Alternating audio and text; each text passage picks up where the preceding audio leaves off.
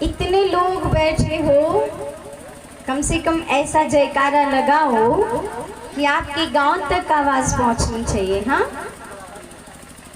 और मेरा विनम्र निवेदन है कि जो लोग खड़े हुए कृपया आप लोग बैठ जाइए, बहुत जगह है, आप सभी लोग बैठ जाइए क्योंकि खड़े अच्छा नहीं लगता। आप लोग भी इधर बैठ जाइए, सामने बैठ जाइए, यहाँ आगे बैठ जाइए, पर बैठ जाइए।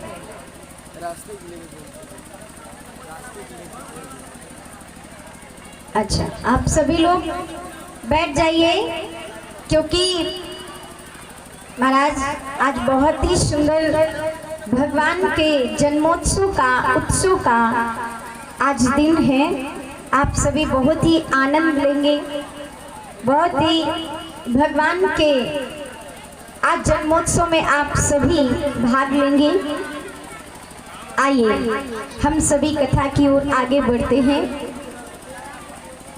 आप सभी ने कल बहुत ही सुंदर भगवान शिव और मैया पार्वती के विवाह की कथा सुनी। आप कहते हैं कि 4 श्लोकों में ये कथा भगवान नारायण ने ब्रह्मा जी को सुनाई। ब्रह्मा जी ने वही कथा नारद जी को सुनाई और नारद जी ने वही चतुर्श्लोक की कथा वेद व्यास जी को सुनाई। और महर्षि वेद व्यास जी ने उसका विस्तार किया। 18,000 श्लोकों में भागवत शास्त्र बनाया, जिसे हम पंचम वेद भी कहते हैं।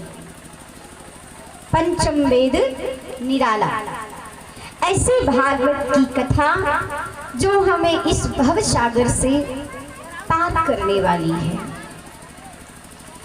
कहते हैं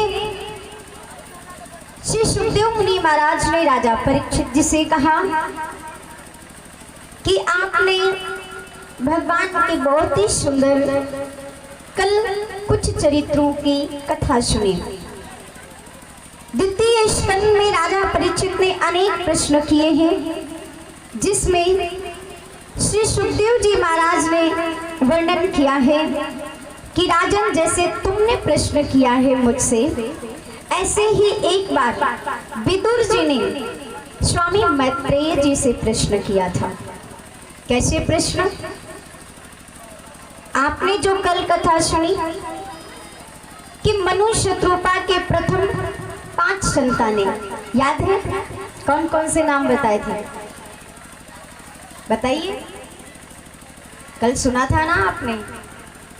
कौन कौन से 5 संतानें कौन कौन सी थी? आहुति, देवहूति, प्रसूति, प्रियव्रत और उत्तानपाद। मनु शत्रुपा की प्रथम 5 संतानें, इसमें की 3 कन्याओं का कल आपने विवाह वर्णन सुना। और राजा उत्तानपाद जी को राजगद्दी दी जाती है। उत्तानपाद जी की प्रिय पत्नी जिनका नाम है सुनीति। सुनीति कहते हैं जो धर्म के आचरण पर चलने वाली, नीति का पालन करने वाली, मर्यादाओं को पालन करने वाली संस्कारी रानी है। देखिए, राजा रानी को बहुत समय व्यतीत हो गया राज्य करते हुए, लेकिन विधाता की विधि देखे, विधान देखे, राजा उत्तानपाद महारानी सुनीति के कोई संतान नहीं है। सुनीति ने एक दिन राजा से कहा, महाराज आप राजा हैं, परंतु आपके राज्य का कोई उत्तराधिकारी नहीं है। बड़े दुख की बात है। मैं कुछ कहूं यदि आपकी आज्ञा हो तो? राजा ने कहा, बिल्कुल कहिए। सुनीति महारानी कहती है, राजा आप मेरी एक बात मान लीजिए, आप दूसरा विवाह कर लीजिए। महाराज उत्तनपाद जी कहते हैं, रानी आपकी हर बात तो ठीक है, लेकिन मैं इस बात के लिए राजी नहीं हूँ, मैं सहमत नहीं हूँ आपकी।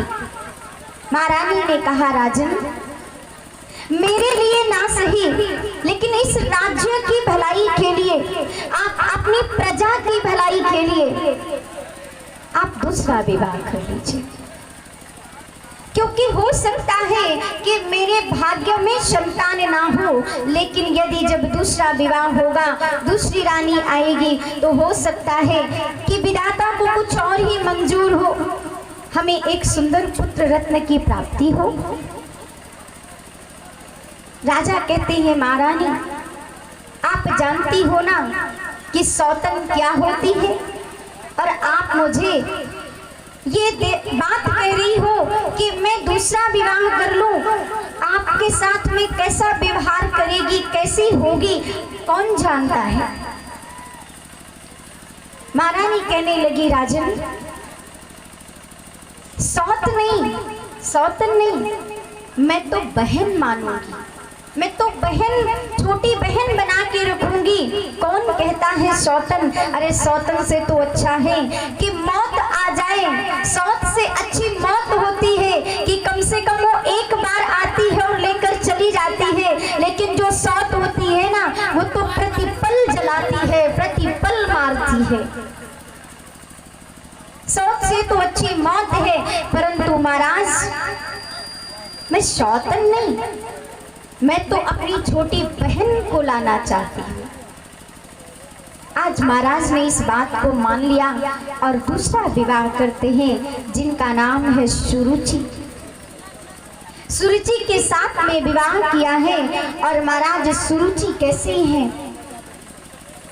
आज राजा सुरुचि देवी को डोली में बिठा करके जैसे ही महल में लाए हैं, आज महाराज महल में लेकर के आए हैं, और जैसे ही मुख्य दरवाजे पर डोली को उतारा गया, पता चला सभी सखियां आ गई देखने के लिए कि जरा देखें तो सही कि जो महाराज दूसरा विवाह करके लाए हैं कैसी हैं। आई आपस में बातें कर रही हैं। अरे जितनी सुंदर बड़ी रानी है ना, उतनी सुंदर नहीं है। अब जैसे ही ये बात सुरुचि देवी ने सुनी, वो डोली से निकलकर बाहर खड़ी हो गई। उन्होंने कहा, महाराज को बुलाइए।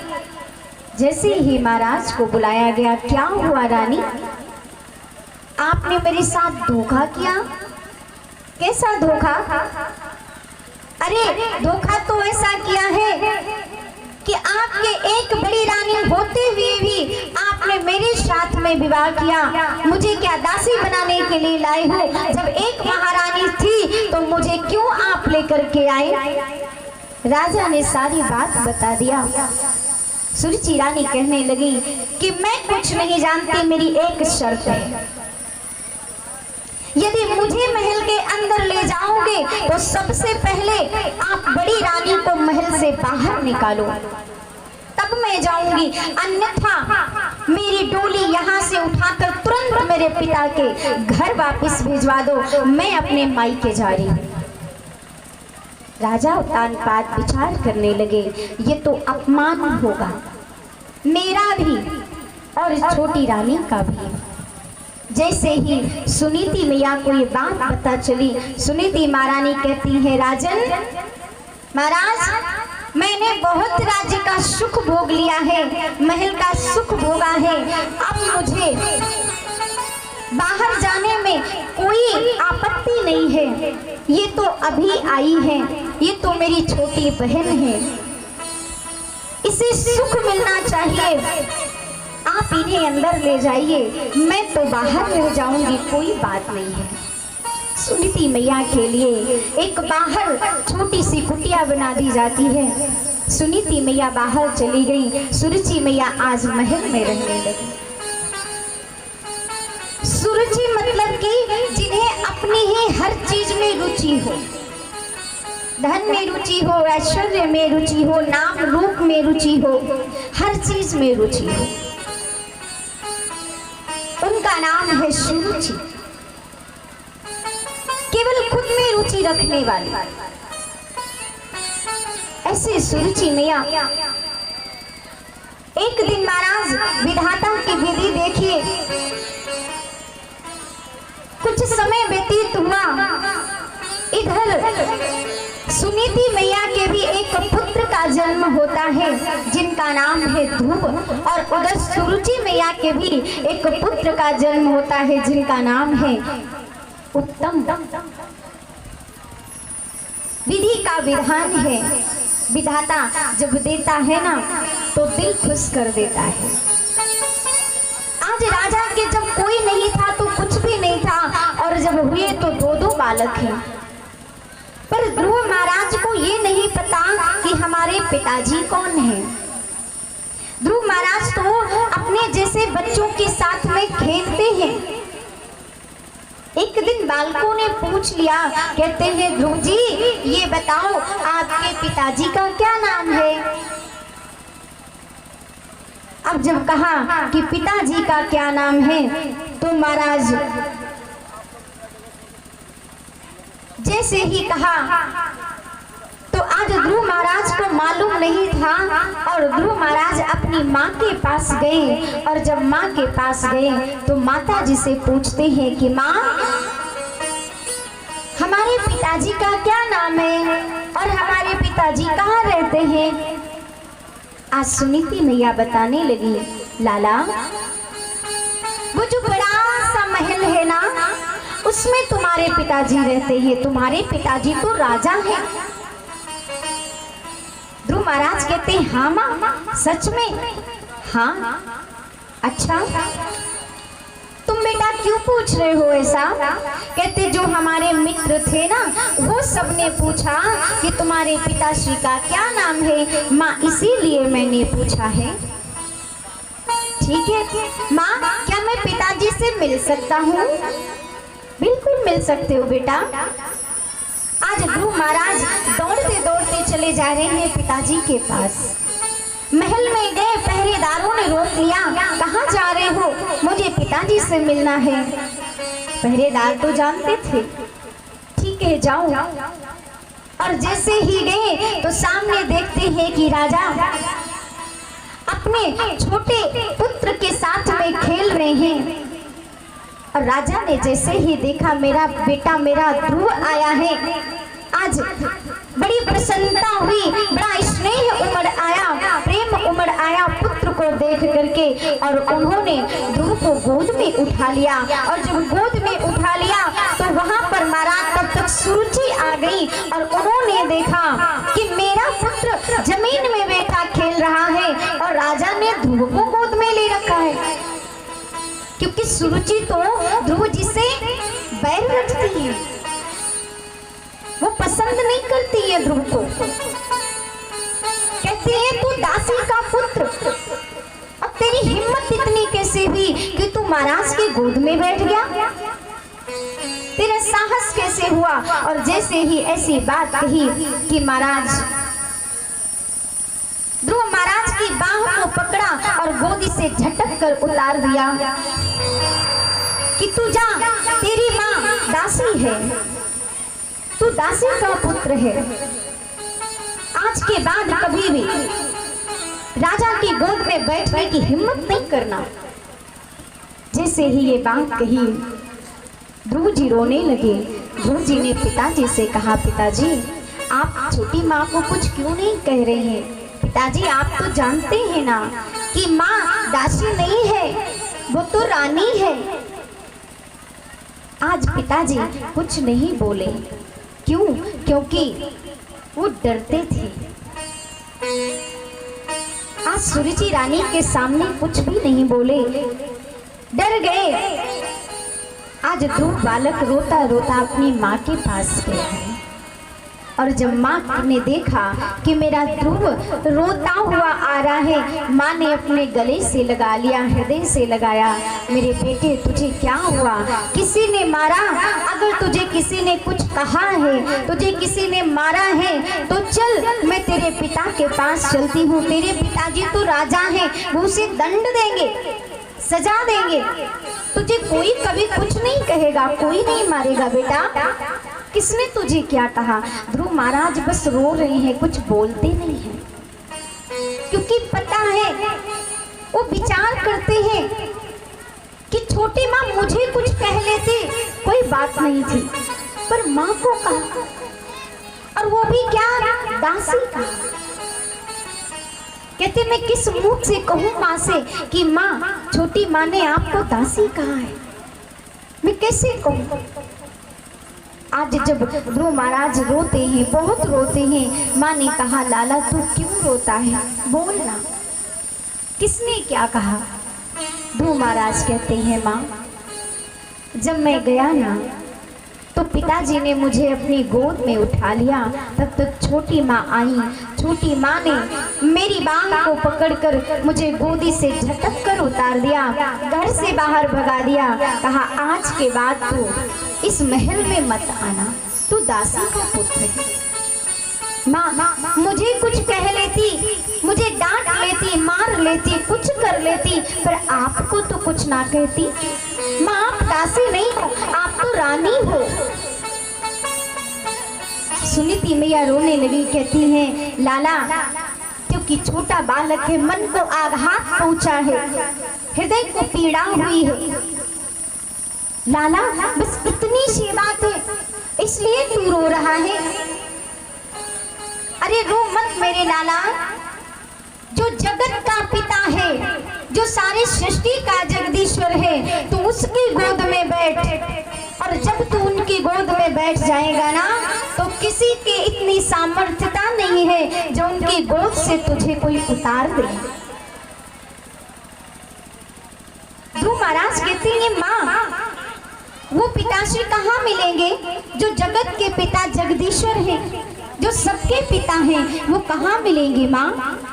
सुनीति मैया कहती लाला उनके लिए तो तुझे तपस्या करनी पड़ेगी, वो तो तपस्या से मिलेंगे ना।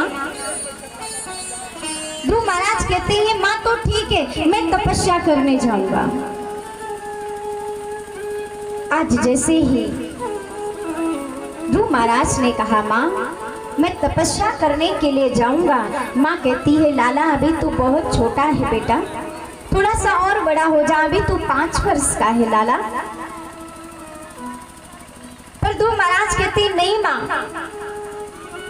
काल कभी उम्र को नहीं देखता है, और भगवान को पाना है ना, भगवान की गोद में बैठना है ना, तो उम्र नहीं देखी जाती है। मुझे तो बस भगवान की गोद में बैठना है, भगवान को पाना है।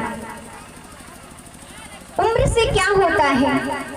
माँ तो मुझे बस आशीर्वाद दे दे, बस मैं जा रहा हूँ तपस्या करने। पता नहीं है तपस्या क्या होती है, लेकिन माँ ने कहा है तो जा रहा है। जिससे ही माँ कहती है लाला मेरा तो आशीर्वाद, मेरी तो दुआ सदैव तेरे साथ है, लेकिन सबसे बड़ी बात है कि तू अपनी छोटी माँ सुरुचि से आशीर्वाद ले ले, तब बड़ी बात है। ध्रुव महाराज कहते माँ चिंता ना करो। आज ध्रुव महाराज जा रहे हैं, महल में गए, सुरुचि मैया के पास जाकर चरण स्पर्श किया, प्रणाम किया, माँ मैं बन जा रहा हूँ, तपस्या करने जा रहा हूँ माँ। जैसे ही कहा सुरुचि कहती है अरे जाना है तो जा, मुझे क्या कहना तो चाहिए था कि लाला तू अभी 5 वर्ष का है, अरे तेरे तो खाने खेलने की उम्र है, अभी तू खेल, महल में रह, अभी तुझे प्रेम चाहिए माँ का, पिता का, तू जंगल में कहाँ जाएगा। लेकिन नहीं, क्योंकि सुरुचि तो बैर रखती है, और जो जिससे बैर रखेगा तो वो तो देखना भी पसंद नहीं करेगा। तो भला सुरुचि कैसे कह सकती है कि बेटा तू जंगल ना जा, वो तो कहती है जा, वो तो चाहती है कि जहाँ कल जाना हो तो अभी जा। जैसे ही कहा ध्रुव महाराज चल दिए। देखिए आज 5 वर्ष के छोटे से ध्रुव महाराज बन जा रहे हैं माँ के कठोर वचन के कारण। यदि सुरुचि मैया ने प्रेम से कुछ कहा होता तो शायद ये आज नौबत नहीं आती। जैसे कि हमारे रामायण की बात याद आती है कि कठोर कैकेयी माँ के वचनों के कारण भगवान श्री राम भैया लक्ष्मण और मैया सीता के साथ वन चल दिए थे। कैकेयी माँ कितना प्रेम करती थी और कौशल्या माँ कितना प्रेम करती थी, लेकिन फिर भी आज कैकेयी माँ के कठोर वचनों के कारण सबसे प्रिय मेरे राम वन को चल दिए, जिनका तो स्वयं राज तिलक उस दिन होने वाला था। राजा दशरथ जी कितना कैकेयी से कहते हैं, तुमने ये क्या कर दिया कैकेयी? जो मेरा प्राण है, जो मेरा धन है, जो मेरा सम्मान है, जो मेरा मान है, जो मेरा गर्व है, जो मेरा सर्वस्व है, तुम उसी को वन भेज रही हो। महारानी क्या कर रही हो? अरे तुम्हें राज्य चाहिए ना, तुम्हारे पुत्र भरत को राज्य चाहिए तो मैं राज्य दे दूंगा, लेकिन राम को वन जाने की आज्ञा ना दो। मैं नहीं रह सकता राम। परंतु फिर भी कैकेयी नहीं मानी, कहती है नहीं, मेरे पुत्र को राजगद्दी और राम को वनवास। दशरथ जी ने बहुत प्रार्थना किया, दशरथ जी ने बहुत मनाया, कैकेयी ऐसा मत करो, पछताओगी। राम वन को चले। दशरथ जी राम राम राम करते करते मूर्छित होकर के गिर गए धरती पे, पर तरस नहीं आया। होश में आए राजा दशरथ जी कहते हैं, कैकेयी तुमने क्या कर डाला? तुमने क्या किया? नहीं करना चाहिए था ऐसा। कैकेयी तूने लूट लिया दशरथ के खजाने को। कैकेयी तूने लूट लिया दशरथ के खजाने को। तूने लूट लिया दशरथ के खजाने को।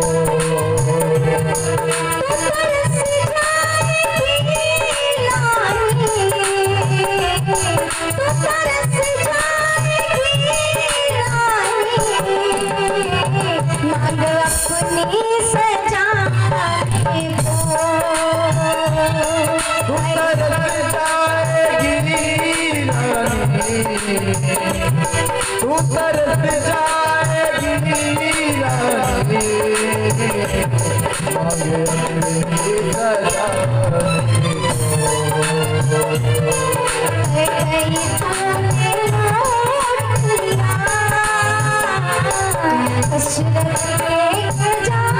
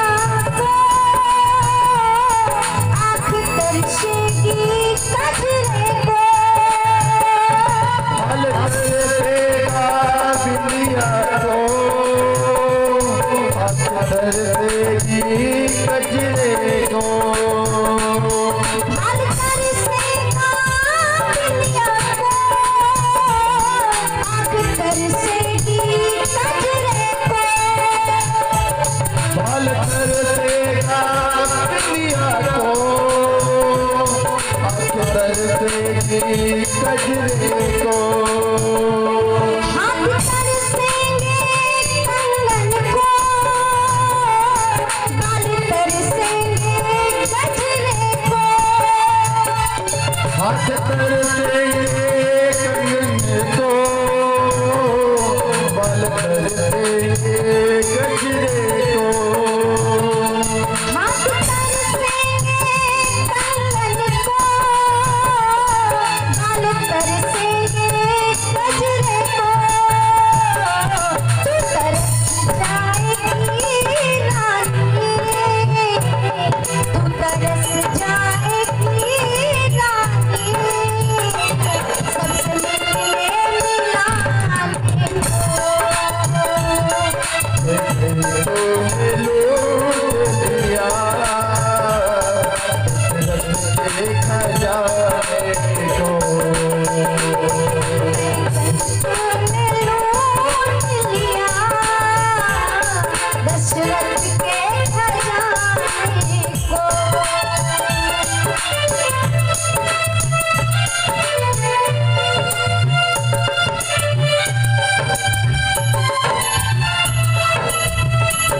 बोलिए राधिका रानी सरकार की जय हो।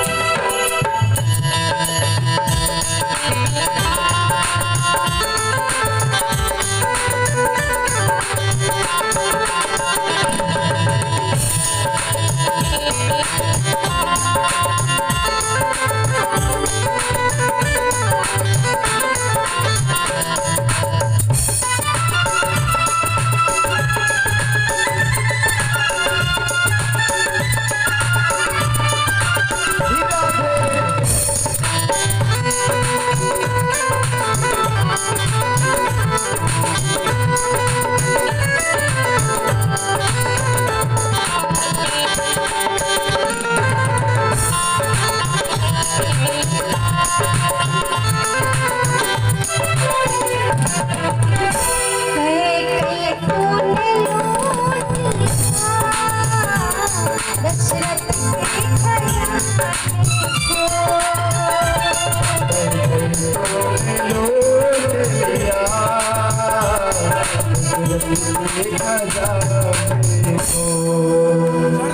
तू तरस जाएगी रानी, तू तरस जाएगी रानी, मांग अपनी सजाने को, कई तूने लूट लिया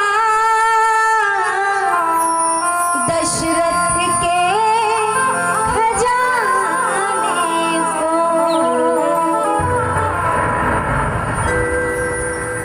राजा दशरथ के प्राण धन जो कृष्ण है, जो राम है, राम को वन में जाते देखकर राजा दशरथ के प्राण पखेरु उड़ गए।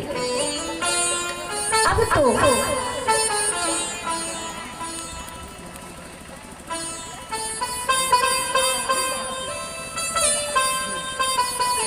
महाराज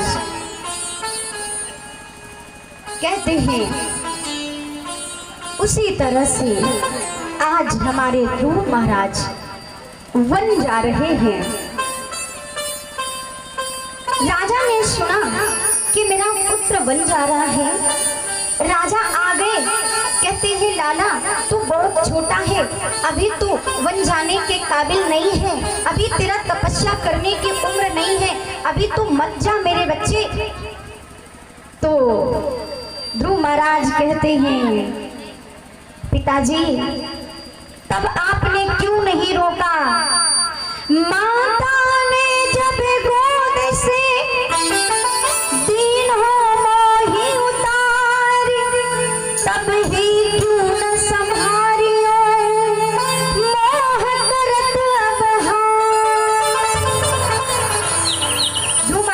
कहते हैं पिताजी, माता ने जब गोद से दीनों मोह उतारी, तब ही क्यों न संभारियो मोह करत अब हारी।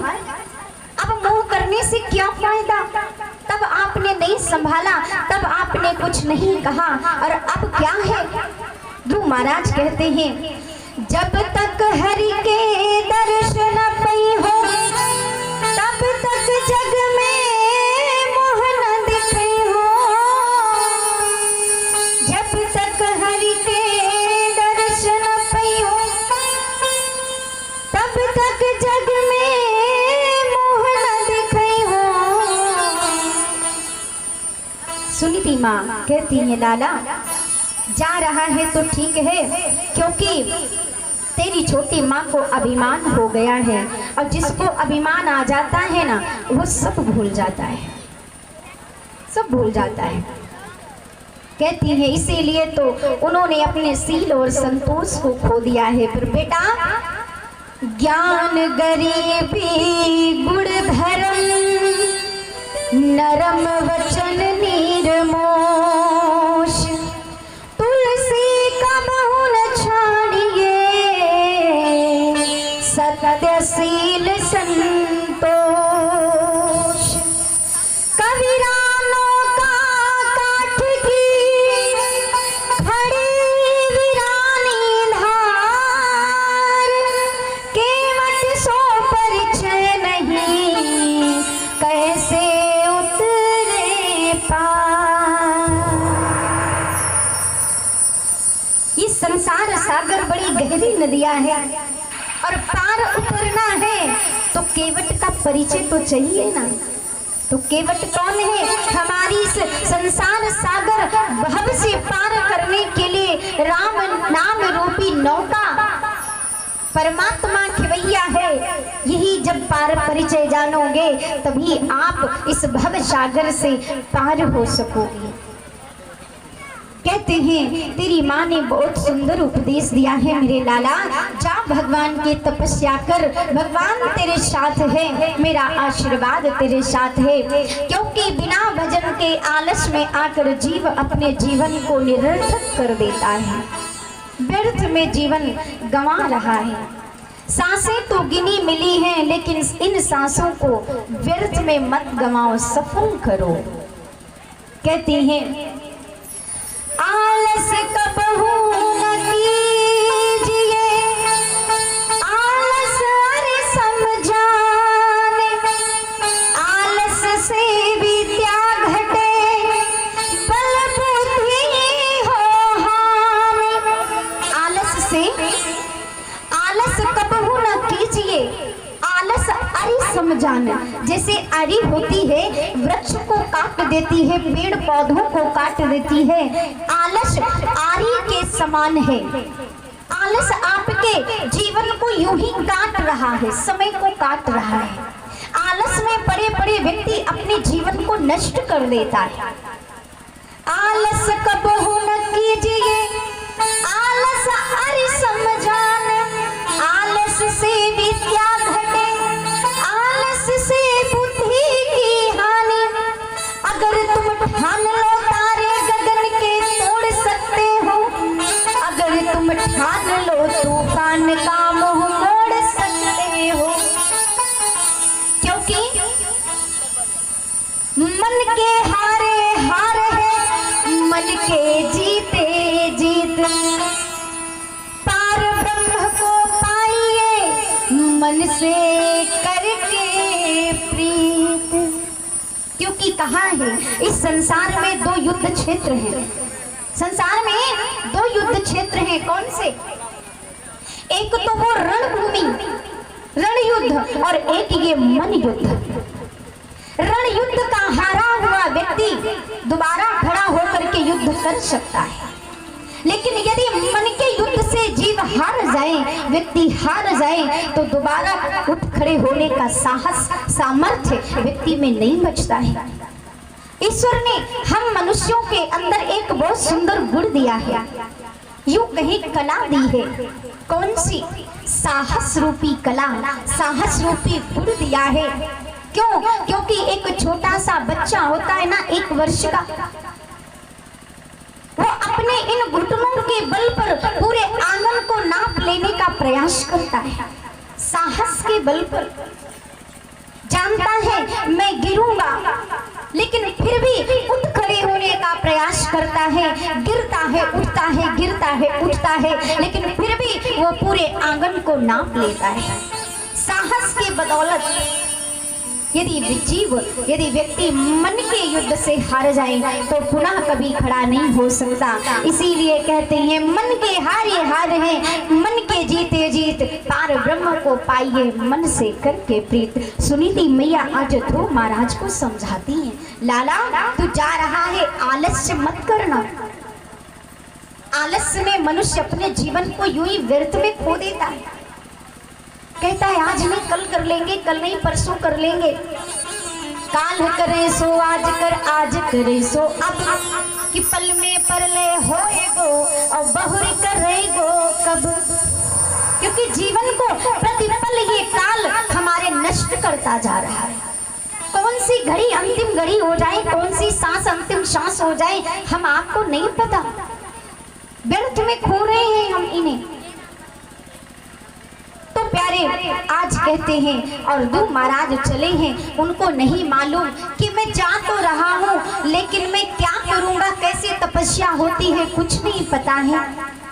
आगे चले हैं, भगवान श्री हरि ने देवर्षि नारद जी को आदेश दिया, आप जाओ, मेरा भक्त मेरे पास आ रहा है, उसी रास्ता बताओ।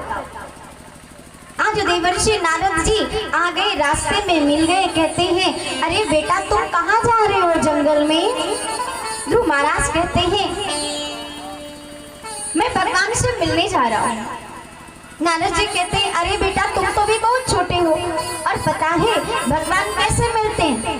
भगवान से मिलने के लिए शरीर को छोड़ना पड़ता है, भगवान इस शरीर से नहीं मिलते।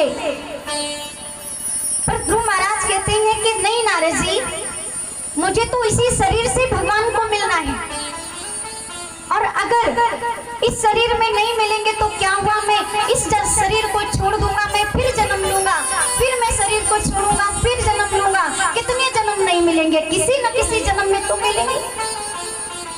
देवर्षि नारद जी कहते हैं कोई बात नहीं, तुम नहीं मिल सकते, भगवान को मिलने आ सकते। बोले हाँ ये बात तो सही है, तो उसके लिए तो मंत्र का जाप करना पड़ेगा। ध्रुव महाराज कहते कौन सा मंत्र, मुझे तो नहीं पता। तो कहने लगे अरे आप जैसे नारद जी, आप जैसे संत हमारे पास आए हैं तो मुझे चिंता करने की क्या जरूरत है। बड़े भाग्य जब जानिए जब मिलने आवे संत, संतन को मिलनो करे कि सब कष्टन को अंत। तरवर फल नहीं खात है नदी न संचय नीर, परमार्थ की कारणे साधुन धरा शरीर। कहती आप जैसे देवर्षि नारद जी आप मिले हो, आप जैसा यदि संत मिल जाए तो भला उसके सामने दुख ठहर सकता है? देवर्षि नारद जी ने कहा पुत्र मैं तुम्हें एक मंत्र बताता हूँ, 12 मंत्र, आप इसका जप करो, भगवान तुम्हें स्वयं मिलने आएंगे। मंत्र बता दिया, ओम नमो भगवते वासुदेवाय नमः। ये मंत्र बताया। आज से ध्रुव महाराज जी 12 मंत्र का जप शुरू करते हैं। बहुत समय व्यतीत हो गया, फल फूल खा करके ध्रुव महाराज रहने लगे, उसको भी छोड़ दिया। जल को पी करके रहने लगे, उसको भी त्याग कर दिया। अब तो केवल वायु पीकर रहने लगे, वायु का भी त्याग कर दिया। अब तो उन्होंने सांस को रोक लिया है, और जब सांस को रोक लिया तो महाराज सारा भूमंडल डगमगाने लगा।